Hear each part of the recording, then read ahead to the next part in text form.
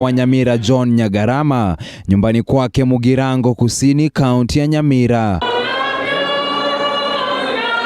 Na hata licha ya Rais Uhuru Kenyatta na naibu wake William Ruto kutohudhuria mazishi ya Nyagarama, viongozi mbalimbali wakiwemo kinara wa ODM, chama ambacho Nyagarama alikuwa mwanachama, Raila Odinga, waziri wa usalama Fred Matiang'i, jaji mkuu David Maraga, pamoja na mwenyekiti wa baraza la magavana Wycliffe Oparanya waliwasili Mugirango Kusini kumuaga gavana huyo.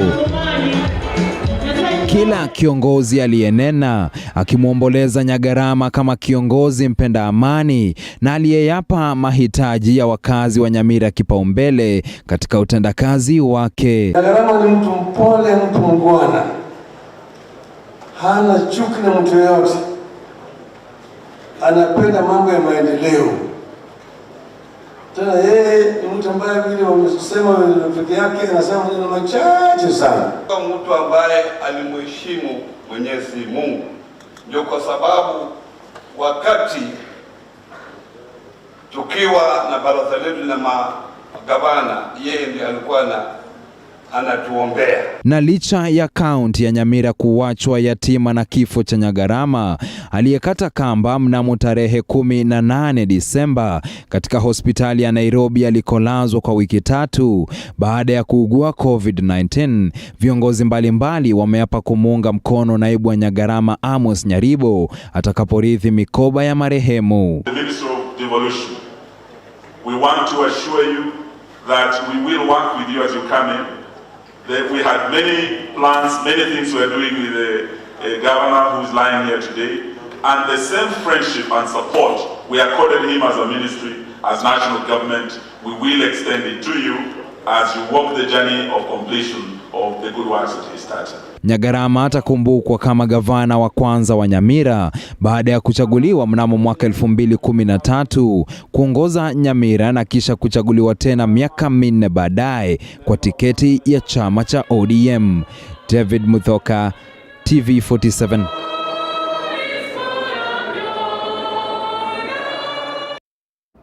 Buriani Nyagarama na wanaotaka kuwania kiti cha ugavana katika kaunti ya Nairobi kupitia chama cha Jubilee wana hadi kesho jioni kutuma maombi yao katika notisi wanaotakiwa kujaza fomu hitajika kikamilifu kabla ya uamuzi kufanywa iwapo walengwa watapitia mchujo au la.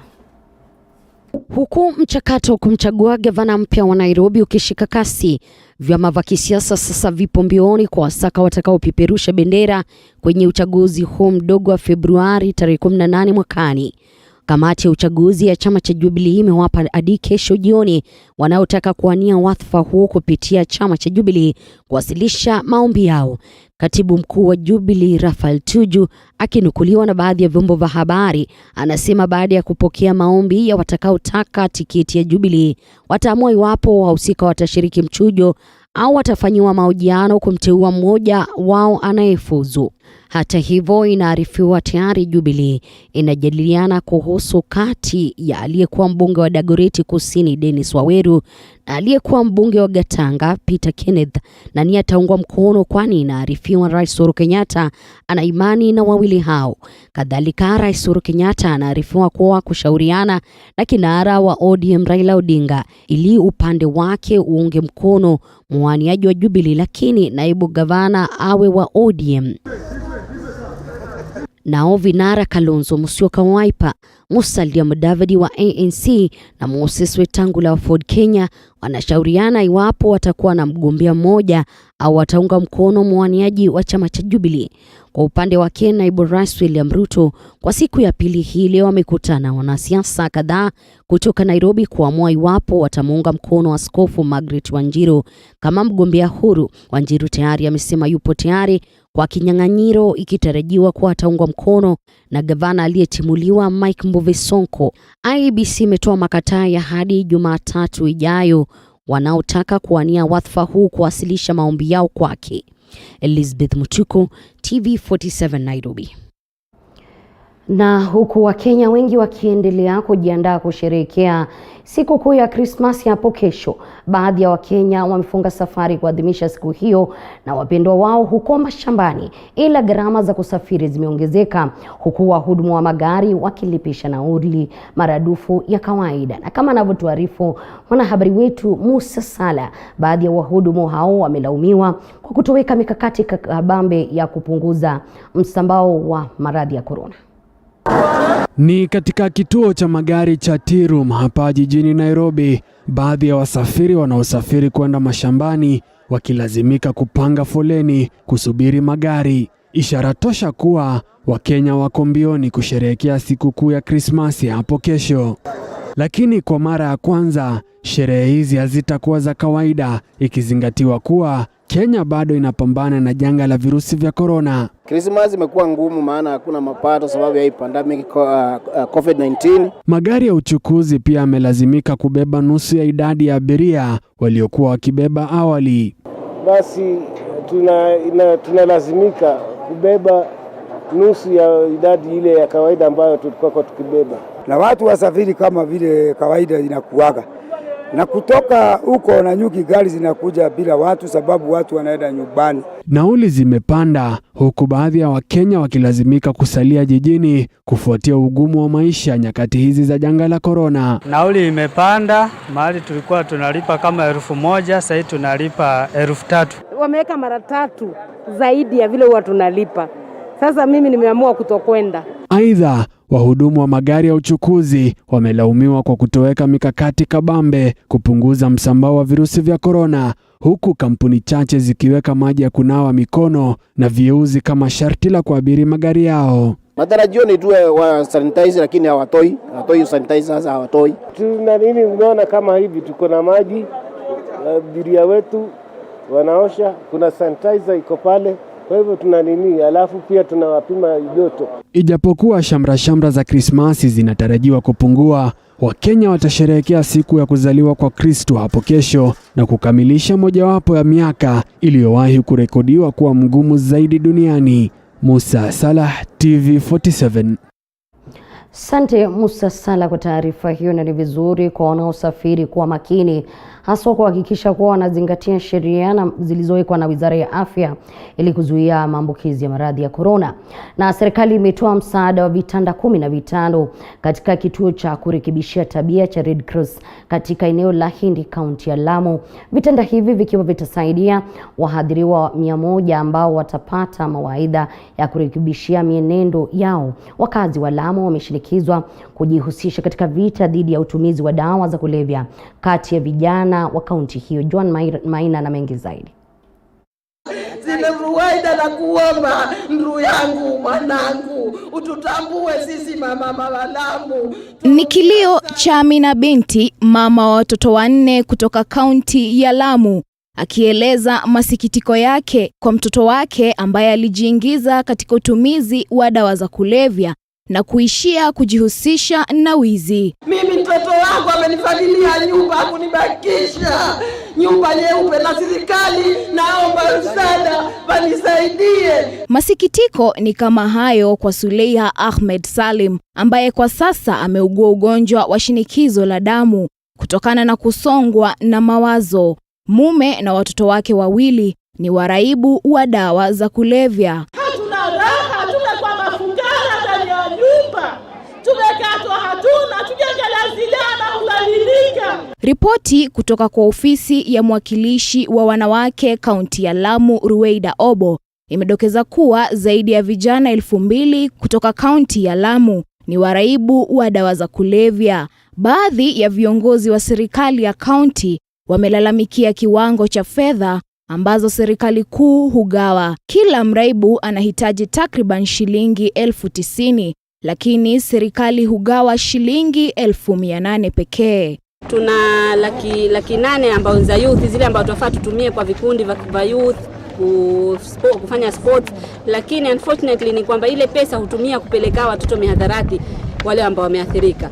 Kamishna wa kaunti ya Lamu Irongo Masharia amesisitiza kuwa kaunti ya Lamu itafuatilia wanaouza na kusambaza dawa za kulevya miongoni mwa vijana. Joan Maina, TV47.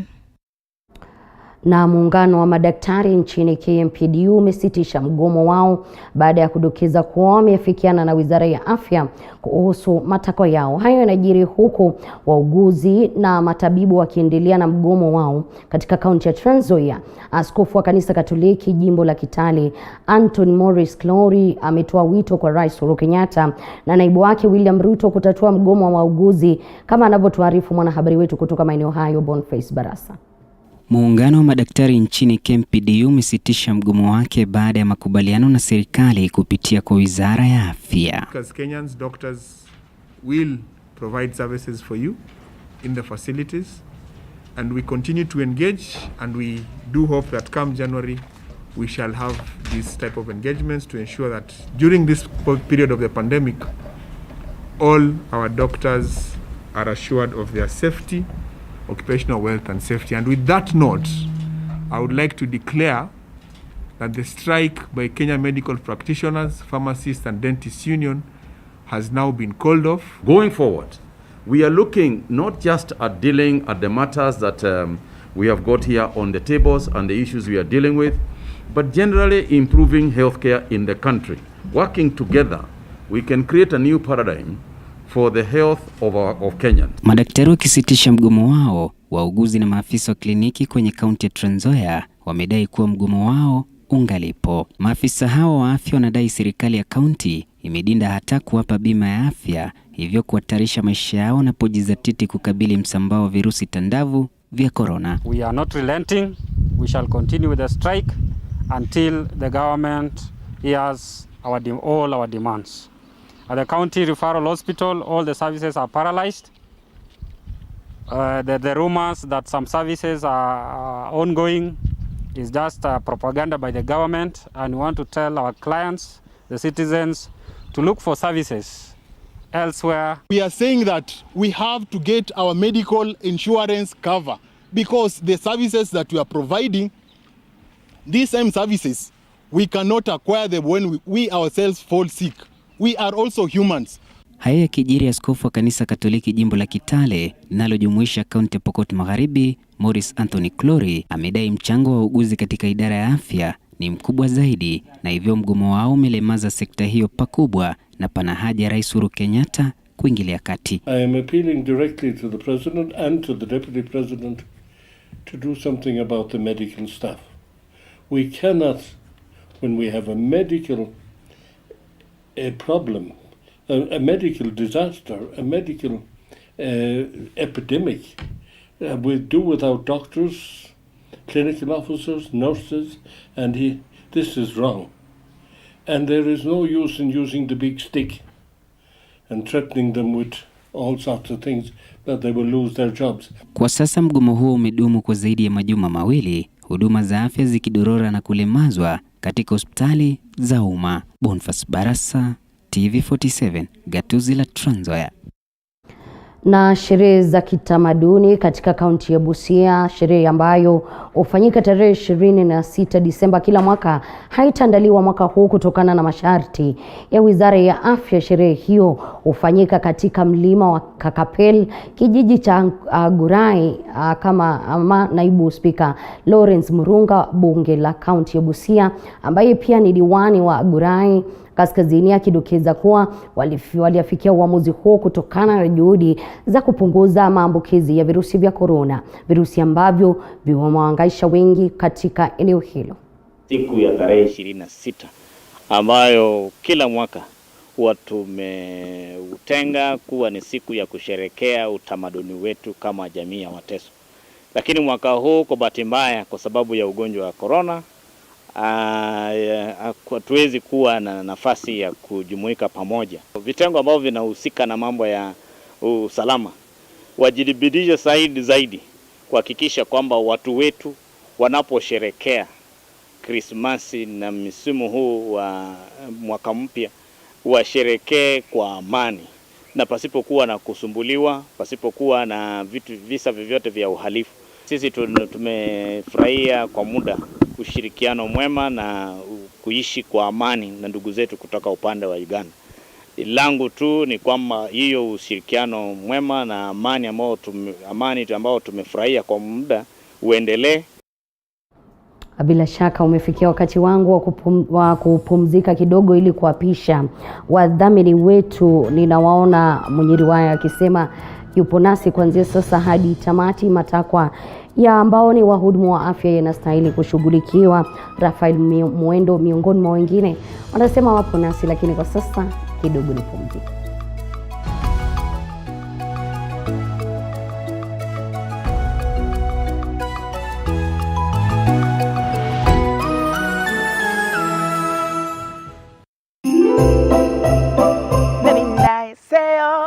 Ebindaya tanu, ebindaya moyo, ebindaya thime, ebindaya nguma, kwata kawaya, kwate. Vyo, hey, what's up? My name is Movie, and thank you. For the last 3 months, we've been watching Coffee with Movie. Nasema ni asante, nashukuru. Thank you for the suggestions, for the opinions, for the suggestions of who you want us to have, and the better ideas of how we can modify this show to suit you as best as possible. Nataka ni wawish Merry Christmas, Happy Brand New Year 2021. Au sio? It will be bigger, greater, fuller, excellenter. Au sio?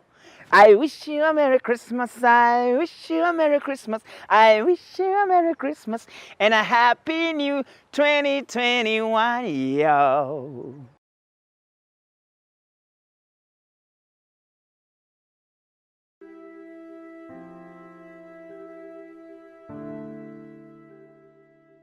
We let you take us through your journey. The report of the scan came out. The doctor told us that the scan is showing my baby had already passed on.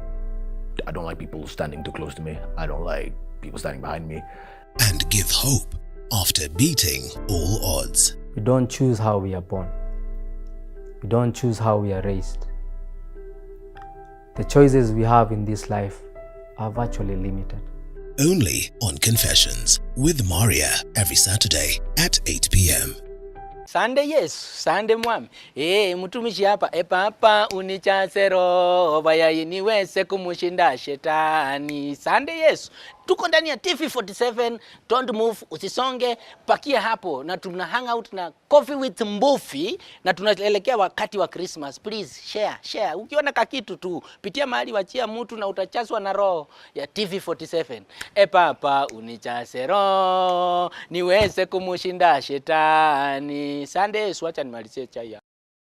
Ebindaya seo, ebindaya tanu, ebindaya moyo, ebindaya thime, ebindaya nguma, kwata kawaya, kwate. Vyo, hey, what's up? My name is Movie, and thank you. For the last 3 months, we've been watching Coffee with Movie. Nasema ni asante, nashukuru. Thank you for the suggestions, for the opinions, for the suggestions of who you want us to have, and the better ideas of how we can modify this show to suit you as best as possible. Nataka ni wawish Merry Christmas, Happy Brand New Year 2021. Au sio? It will be bigger, greater, fuller, excellenter. Au sio?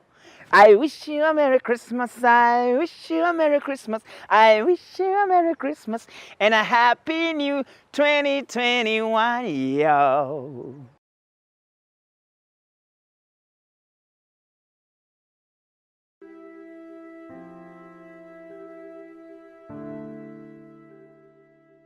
We let you take us through your journey. The report of the scan came out. The doctor told us that the scan is showing my baby had already passed on.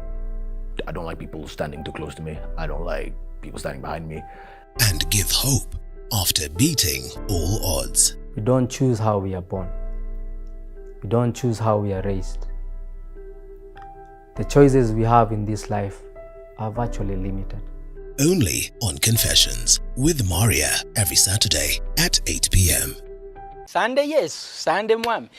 Mtumishi hapa papa unichasero bayai niweze kumushinda shetani. Sunday yes. Tuko ndani ya TV47, don't move, usisonge, pakia hapo na tuna hang out na Coffee with Mbufi na tunaelekea wakati wa Christmas. Please share. Ukiona kakitu tu, pitia mahali wachia mtu na utachaswa na roho ya TV47. Papa unichase roho niweze kumushinda shetani. Sunday wacha nimalizie chai. Nebindaye seyo, ebindaye tanu, ebindaye moyo, ebindaye thime, ebindaye nguma, kwataka waya, kwataka view. Hey, what's up? My name is Movie, and thank you. For the last 3 months, we've been watching Coffee with Movie. Nasema ni asante, nashukuru. Thank you for the suggestions, for the opinions, for the suggestions of who you want us to have, and the better ideas of how we can modify this show to suit you as best as possible. Nataka niwawish Merry Christmas, Happy Brand New Year 2021. Au sio? It will be bigger, greater, fuller, excellenter. Au sio? I wish you a Merry Christmas, I wish you a Merry Christmas, I wish you a Merry Christmas, and a Happy New 2021, yo.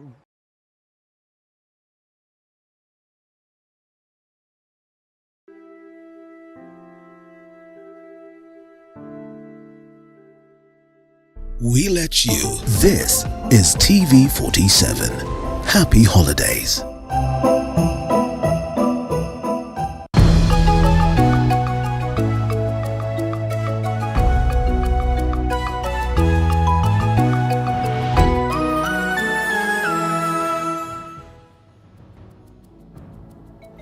Karibu tena mpenzi mtazamaji, iwapo ndio unajiunga nasi, bila shaka ni Upeo wa TV47. Mimi nafahamika kama Elizabeth Mutuko. Kwenye meza ya lugha ya ishara tunaye Anne Wairimu. Unawasiliana nasi kwa 22047 na katika mitandao ya kijamii @TV47 Kenya pale Facebook @TV47KE, katika ukurasa wetu wa Twitter, ukurasa wangu binafsi #Liza, #Upeo wa TV47. Na wakazi wa Luhome, eneo bunge la Kabuchai, kaunti ya Bungoma, wana kila sababu ya kutabasamu baada ya kupokea maji ya mifereji baada ya kukaa bila bidhaa hiyo muhimu kwa muda mrefu. Mwanahabari wetu Mike Kagongo na mengi zaidi. Hapa ni katika kijiji cha Luhome, eneo bunge la Kabuchai, kaunti ya Bungoma. Tangu Kenya kupata uhuru, wakazi hapa hawajawahi kupata maji ya mfereji. Lakini sasa wakazi hawa hawana sababu ya kuficha furaha yao baada ya matone ya maji kuonekana eneo hili. Saa hii tunaingia wakati ya kiangazi na tungekuwa tunaenda tutatisika kabisa. Tangu 1963 tulipata maji ya ukoloni, mpaka saa hii hatujawahi pata maji hapa tena.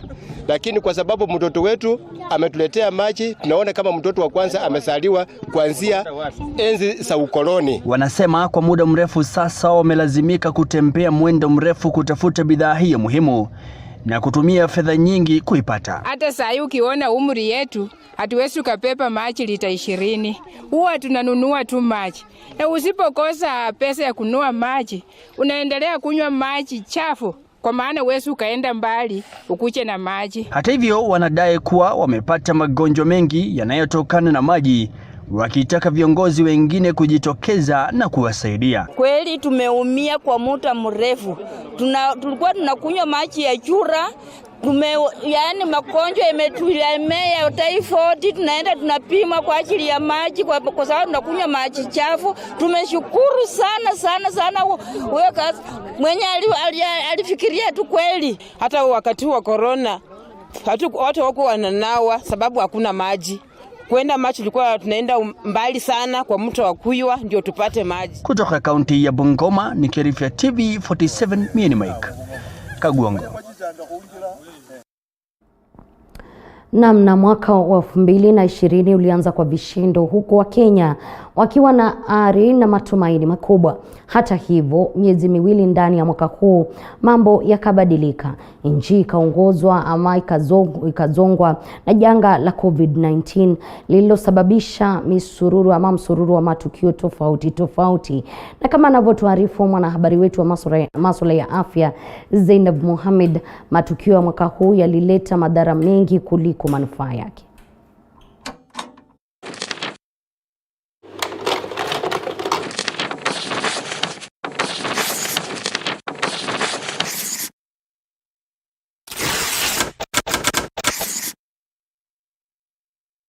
Mwaka wa 2020 utasalia katika kumbukumbu ya wengi kama mwaka ulioandikisha matukio ya kihistoria nchini na hata kote duniani.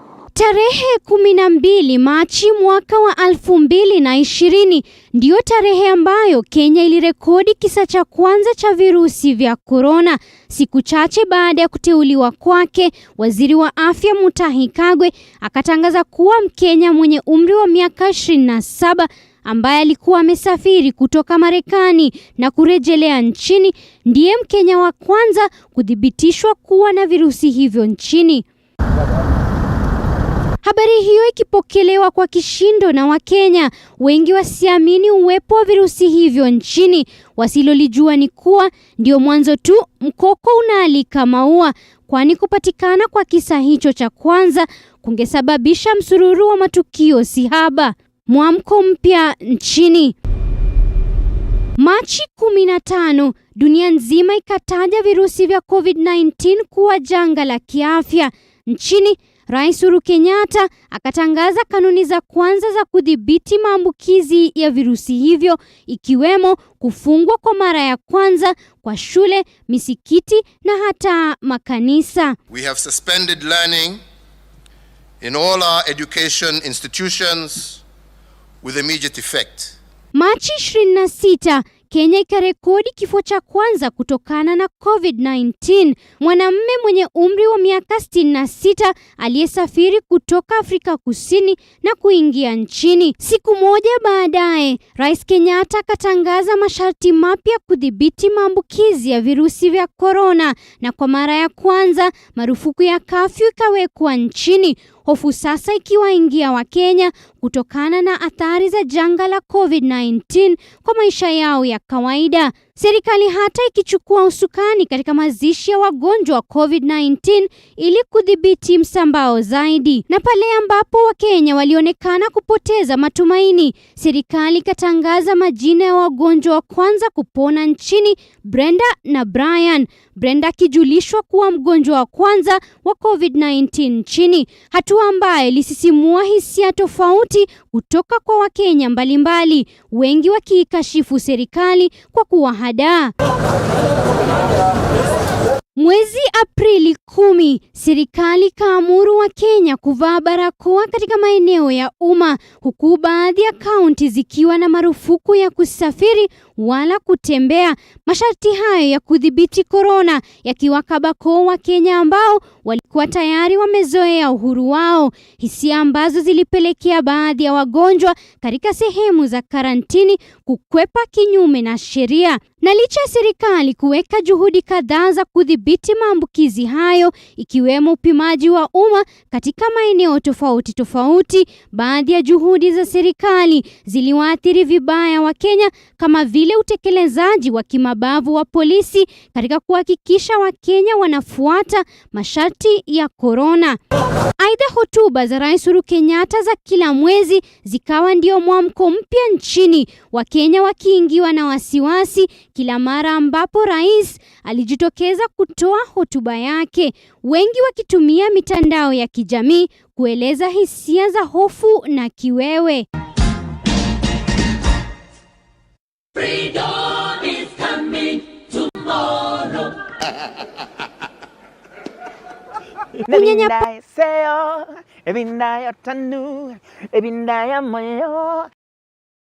Wasafirisha wagonjwa hao na hata kutekeleza mazishi, ikileta hofu zaidi kati ya Wakenya. Wakuu mbalimbali katika jamii wakijitokeza kutangaza kuwa wamepata maambukizi ya virusi hivyo ili kupigana na unyanyapaa huo. Na licha ya janga la COVID-19 kuathiri sekta mbalimbali nchini, sekta ya afya ndiyo iliyopata athari kubwa mwaka huu, wahudumu wa afya wakihisi joto zaidi la janga la COVID-19.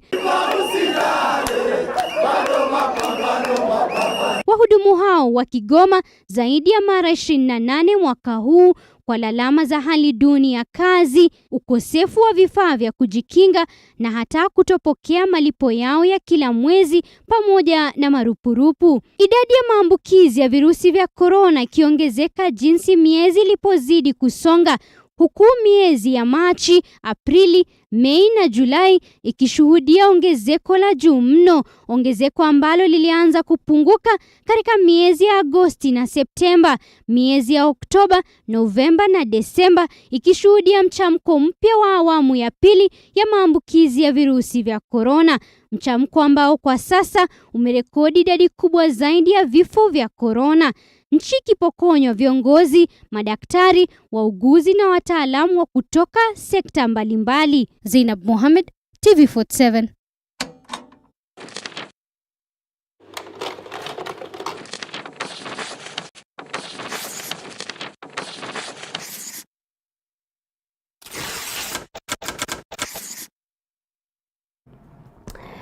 Kazi safi. Mwanahabari wetu wa masuala ya afya Zainab Mohamed. Na idadi ya ndovu katika bara la Afrika ipo kwenye hatari ya kudidimia, uwindaji haramu ukiwa chanzo kikuu cha idadi hiyo kupungua. Mwanahabari wetu Josh Onsari alizuru mbuga ya Lewa katika kaunti ya Meru kufahamu idadi na mikakati ya kuwahifadhi ndovu, na pia akibahatika kushuhudia tukio la kutibiwa kwa ndovu aliyedungwa mikuki na wawindaji haramu. Kwa miaka mingi sasa, wanyamapori wakubwa watano Afrika wamekumbwa na hatari ya kudidimia.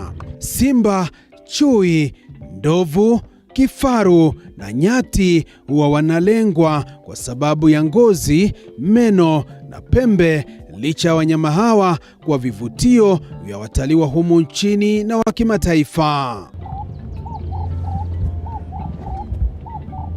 Hapa ni katika mbuga ya Lewa nchini Kenya, mbuga ambayo ni nyumbani kwa ndovu wa kuhamahama zaidi ya 400. Mbuga hii imeweka mikakati ya kuangalia ndovu hawa hapa na maeneo ya kaskazini ya Kenya kwa ushirikiano na Save the Elephants, shirika la KWS na Northern Rangeland Trust.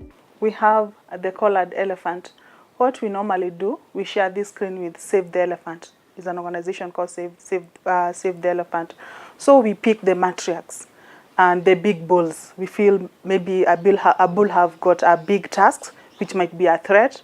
You know, when the poachers see a big tusk of an elephant, they just feel like killing that elephant or doing poaching and getting the tusk. So what we do every day, we come here and see where there's a lot of elephant, where there's a lot of concentration of elephant. We take the GPS position of those elephants and give to the rangers in those locations so that they can be able to look after them or to make sure that those elephants are safe all the time. Uwindaji haramu ndio changamoto na tisho kwa ndovu hawa. Utafiti uliofanywa na wakfu wa Save the Elephants ulikadiria kuwa kati ya mwaka wa 2010 hadi 2012 ndovu 1,100 waliuawa Afrika Mashariki. Wakati wa kusherehekea siku ya ndovu duniani tarehe 13 Agosti mwaka wa 2020, mkurugenzi katika idara ya huduma ya wanyamapori KWS, Jenerali mstaafu John Waweru alisema kuwa mikakati ya kukomboa ndovu imezaa matunda kwa zaidi ya 100%. Mwaka wa 1989 idadi ya ndovu ilikuwa 16,000 na mwisho wa mwaka 2019 idadi hiyo ilikuwa hadi ndovu 34,800. Kenya na mataifa mengine ya ukanda wa Sahara katika miaka ya hivi karibuni yameandikisha ongezeko la uwindaji haramu. Uwindaji huo unachangiwa na hitaji la juu la pembe katika mataifa ya bara Asia na pembe za vifaru ambazo hutumika kutengeza dawa za kiasili. Tumepata taarifa kuwa kuna ndovu ambaye hakuna mtoto wake, lakini huyo ndovu yuko na jeraha, na sasa tunakimbia pale ili tuweze kuangalia hali iko vipi. Maafisa kutoka KWS na vilevile maafisa kutoka mbuga hii ya Lewa wako msafarani nasi. Hebu tuende tujionee kuna nini katika eneo hilo.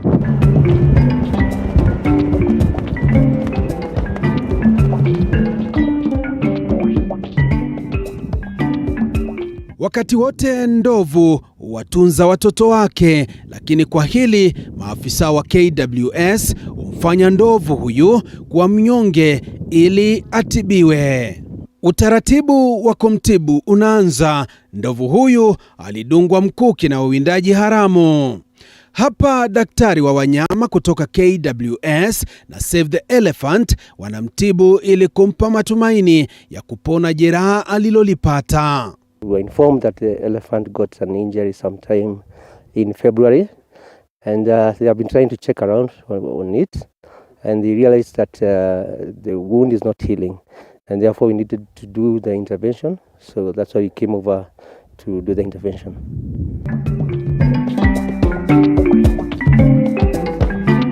We found out that the elephant had suffered from a spear wound, and the injury was, the wound was infected, and therefore we give the necessary treatment, and we have a good prognosis.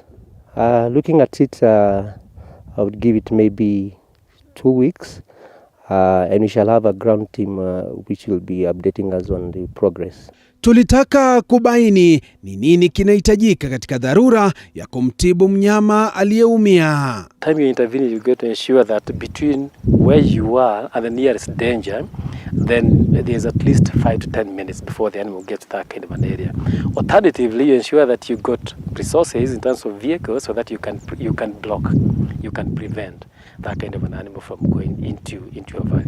So it takes time, it takes resources, it takes personnel, and then you need to have been proactive, because before you mobilize the resources, you don't want to mobilize your resources, then you find that your resources have gone to waste.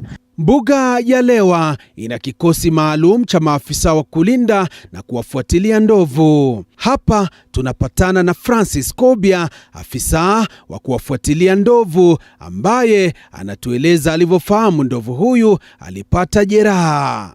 My work is to monitor the elephants within Lewa, and on my monitoring period I met one female with a small calf was hand as spear wound, and at that time I reported the case to the ops room, where we report the cases, and then they call the vet, and then the vet came, and then we intervene on it.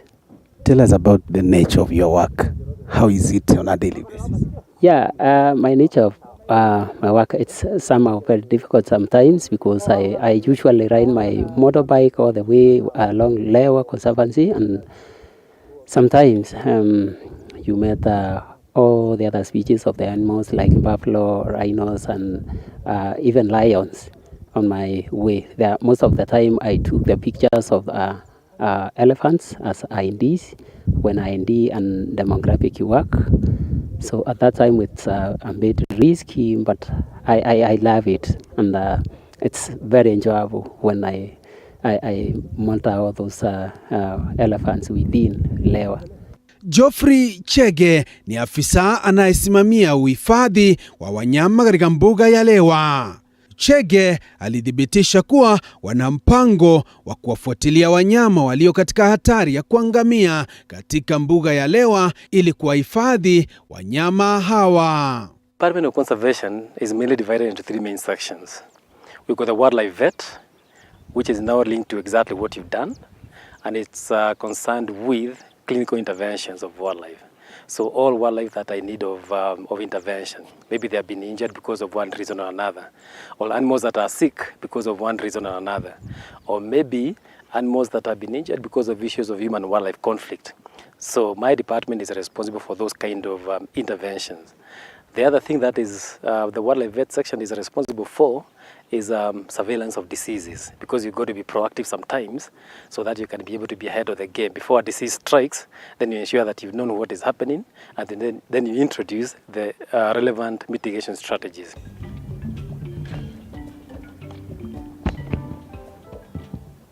So our work mainly concerns the endangered species, of which rhinos, elephants, lions, giraffes fall in that category. But we also do engage ourselves in very many other thematic areas. So there will be fauna, that is the birds, elephant monitoring, rhino monitoring, predators monitoring, hydrological monitoring, that's water monitoring, and also aspects of issues of habitat. Time you intervene, you get to ensure that between where you are and the nearest danger, then there's at least 5 to 10 minutes before the animal gets to that kind of an area. Alternatively, you ensure that you got resources in terms of vehicles so that you can block, you can prevent that kind of an animal from going into a valley. So it takes time, it takes resources, it takes personnel, and then you need to have been proactive, because before you mobilize the resources, you don't want to mobilize your resources, then you find that your resources have gone to waste. Mara ndovu huyu ametibiwa, maafisa wa KWS na wale walewa waunganisha mama na mtoto wake haswa katika tukio hili. Different animals require different types of interventions, and your reaction or response after the intervention is done depends on the animal. For in this case that we have just had right now, it was a mother with a 7 to 8 or so month-old calf.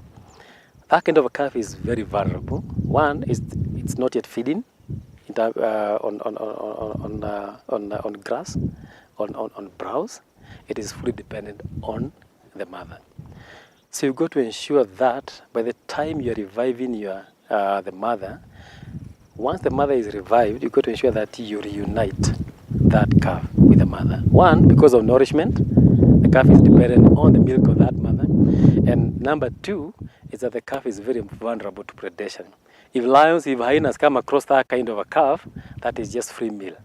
And we've got more than 50 plus lions on Lewa, over 130 or so hyenas on Lewa, so that this is just cheap meal for those kind of lions and hyenas. So you've got to ensure that, irrespective of the time, you've got to do your level best. It's not an excuse. Of course, sometimes things do happen, but it's not an excuse that you did not reunite the animals. When the worst comes to the worst, well, nature sometimes takes its course, but you've got to do your level best to reunite the mother and the calf before you leave.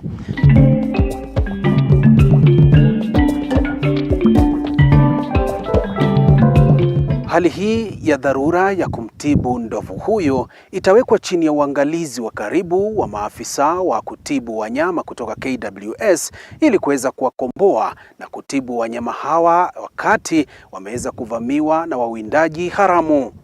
Nikiripotia TV47 kutoka katikati mwa mbuga ya Lewa, kaunti ya Meru, jina langu ni Joash Onsare.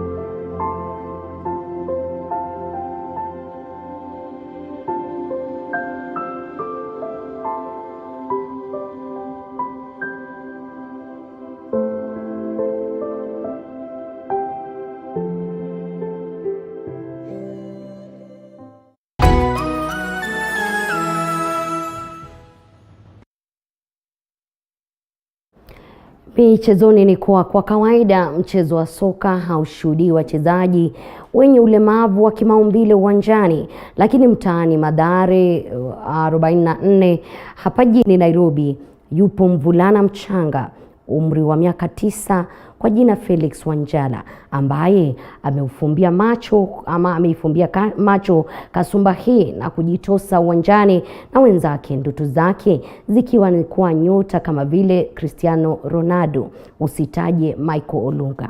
Masi Kuloba anasimulia katika makala maalum mlemavu hatari wa soka.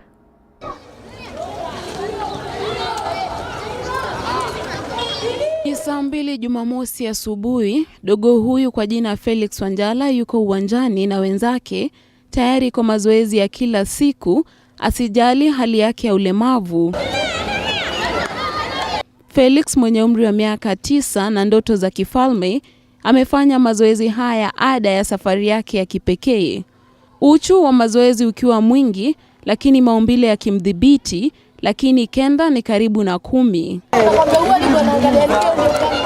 Mtoto wa pili katika familia changa ya watoto watatu na mwanafunzi katika shule ya Hanka, mtaaduni wa Mathare, kaunti ya Nairobi, Felix amefunga safari ya kumwiga Cristiano Ronaldo, usimtaje Michael Olunga. Natamani siku moja hii mpira itasaidia mamangu na babangu. Sando kwa maana niko na talent. Hata kama mimi Nimeumia lakini niko na tu talent ya kucheza ball. Licha ya kuwa tu mwanzoni mwa safari hii ajabu, Felix tayari amekumbana na visiki chungu nzima, ubaguzi kutoka kwa wenzake hapa na jamii kwa ujumla. Watu wengi wamekuwa wakiniongelelea sana, lakini mimi naachia tu Mungu. Saa zingine watu wampendi, wengine wanambagua. Akikaa kucheza, pengine mtu anajigonga kama amebeba hiyo chuma, mtu anajigonga kwa mguu, anaanza kumtusi, anasema hapa tutakiwa kama nyinyi, wewe huwezi cheza ball. Saa zingine gari yake upata imeharibika, hakuna mtu wa kumsukuma kwa mlima. Pengine hata watu wakubwa wanamdharau, wataki kumwona kama anaendeshia kitu kwa barabara. Dogo huyu wakati mwingi hujihisi kutengwa na wenzake katika akademia hii ya Ghetto Evolve, kiasi kwamba licha ya kujumuishwa kikosini hujihisi shabik kutokana na mazoea ya wenzake kumfumbia jicho uwanjani.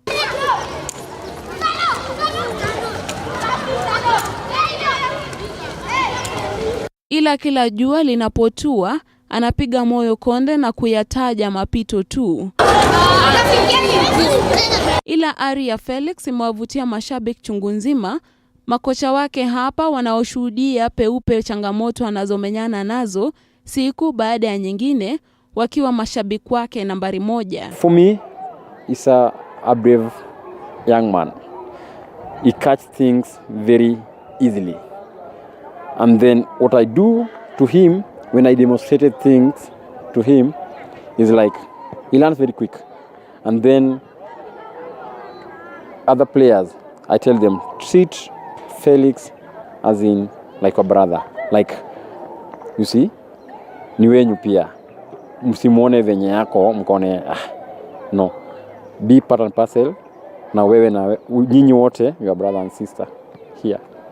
But I'm looking, naomba sana that coming next year, tukue na watu kama Felix half of the team, so that we can have their round session. Now these are the people. Felo nimemcheki akiwa mtoi akigrow hivi, nimecheki challenges zake zenye anapitia. Ni mlemavu, yani amekuwa na challenges za miguu. Sasa venye mimi nilimnotice anapenda kucheza na watoi sana. Saa ile nilimuona kuna time inafika grao anafika, yani amekuwa isolated. Nikaona si fiti, nikamchukua, ndio tukaanza kutrain na yeye. Na kwa ambavyo maisha mtindo wake kama mchongoma, Stella Nelima ambaye ni mama mzazi wa Felix huzidiwa ulezi wa mwanawe, lakini tabasamu hili ni ishara ya kujivunia hatua ambayo mwanawe amepiga kisoka. Huyu mtoto nimepitia naye changamoto mingi. Nimepitia changamoto mingi tangu ni mzae, lakini naona saizi anajiweza, anaweza cheza, anaweza jibadilisha. Sasa sisi watoto wenye wako na disability, sasa kama yeye Felix anatumia pampers, kuna dawa zenye anatumia ili apate kutoa mkojo. Lakini tunajisimamia, tunajitegemea. Na sasa umri yenye amefikia anaenda kucheza mpira, nilimkubali. Juu sasa nilikuwa namkataza, sasa utaenda kuchezaje na watoto wenye wako sawa? Mtu akikuumiza unajua hata jua ati huyu ni disability. Yeye ataona tu ni mtoto wa kawaida. Sasa nikasema tu ni sawa, lakini ujichunge usije ukaumiza tena unirudishe hospitali. Akasema mama wacha tu mimi naenda kucheza ball. Nikasema afadhali uende pale Stima. Kuna wenzako kama wewe wanachezanga ball. Akasema tu hapana, mimi naenda tu hapo grao. Kweli nilimkubali na nikaachia tu Mungu mwenyewe amsimamie. Kweli naona saa hizi anaweza cheza bola hata kwa shule, mchezo na wimbo. Mpaka watu wanamuitanga msanii, lakini yeye ako na talent na anaweza songa mbali akipata usaidizi kamili. Mfano bora wa Nelima ukiwanyoshia kidole cha lawama wazazi ambao wamekubali kutawaliwa na unyanyapaa na kuzima ndoto za wanao, kisingizio eti ulemavu. I had almost 3 kids, 2 boys and 1 lady. But right now, I'm only Felix that the one who remains. Reason being, the other two players, their parents feel that no, it's like they don't belong here. But I tried to talk with the parents, but it's like fear. Another thing, players themselves, they feel that they are neglected. And I say no, because we are human beings at all. I need to be with them here, take them through channel and process, so that they can feel they're part and parcel of the society and the community. 3 times 3. 9. 9. 3 times 4. Licha ya kusajili matokeo ya wastani darasani, Felix ni mvulana mwenye tunu chungu nzima. Kando na soka, yeye pia ni mwimbaji hodari katika kwaya ya shule. Felix is one of my pupils. He liked school despite of his disability. And also during games time, you can find that Felix find it easy to play together with his fellow. And then before COVID came, we used to go for our games activities on Wednesday in the field. And then you may find out that Felix would like to move together with he also participates in the singing activity. Kutia huzuni katika simulizi yenye kutia moyo, dogo Felix alizaliwa na tatizo la mkojo, akilazimika kwenda haja uwanjani. O wahisani, mko wapi jamani? Kama ningepata usaidizi, ningefurahi sana. Upande wa viatu kwa manguo. Licha ya kutia tabasamu, safari ya Felix ni ya kudondosha chozi, hadithi ya mtoto asiye na hatia yoyote katika jamii inayojua kuhoji na kuhukumu kisha kubagua. Asasi za kutetea haki za watu wanaoishi na ulemavu zikiingiza upofu, Felix asipate nuru katika safari yake iliyosheheni giza. Kilicho wazi, dogo huyu ni mfano mwema wa kupigiwa upato katika jamii. Ama kweli, Mungu akikupa kilema, anakupa na mwendo wake. Inasikitisha kwamba kuona jamii imewatenga watu wanaoishi na ulemavu, kisa ambacho Felix, kijana ambaye ana umahiri mzuri katika uwanja wa spoti, ameweza kubadilisha fikra za wanajamii kwamba mlemavu na mtu aliye sawa ni kitu moja. Masi Kuloba, TV47 Michezo.